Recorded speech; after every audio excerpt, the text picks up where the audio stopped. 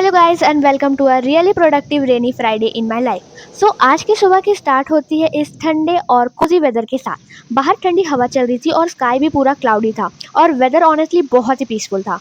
मैंने सोचा कि let's start the day with some studies.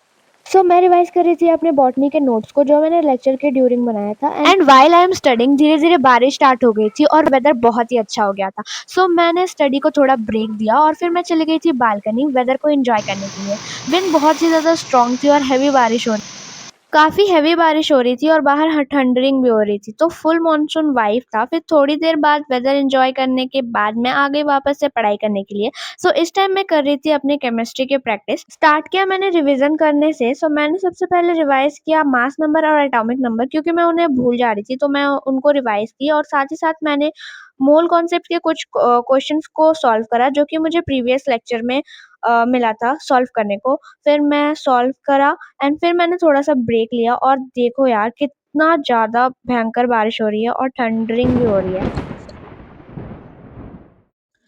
क्योंकि मेरे केमिस्ट्री में कुछ बैकलॉग्स चल रहे हैं, तो मेरे मैं तो बहुत पीछे चल रही हूँ केमिस्ट्री में, तो मुझे बार-बार रिवाइज़ करना पड़ रहा है और साथ ही साथ लेक्चर भी देखना पड़ रहा है। मेरा केमिस्ट्री बहुत खराब चल रहा है अभी। एंड इतना सब कुछ करने के बाद मैं थक गई थी, तो मैंने थोड़ा ब्रेक लिया एंड फिर मैं चली गई बालकनी में वापस, थोड़ा नौटंकी किया एंड फिर मैं वापस आ गई फिज़िक्स पढ़ने के लिए। मैंने सबसे पहले डिफरेंशिएशन के फ़ॉर्मूलेज़ को रिवाइज़ करा एंड फिर मैंने कुछ फ़ॉर्मूला यहाँ पे लिखा एंड फिर मैं क्वेश्चन प्रैक्टिस करने लग गई। ये क्वेश्चंस भी मैंने डीपीपी से निकाला था एंड वो सारा क्वेश्चन मैंने सॉल्व किया और कुछ लेक्चर के क्वेश्चंस थे। And that's it for today. Stay tuned for the next video and not forget to subscribe my channel. Bye.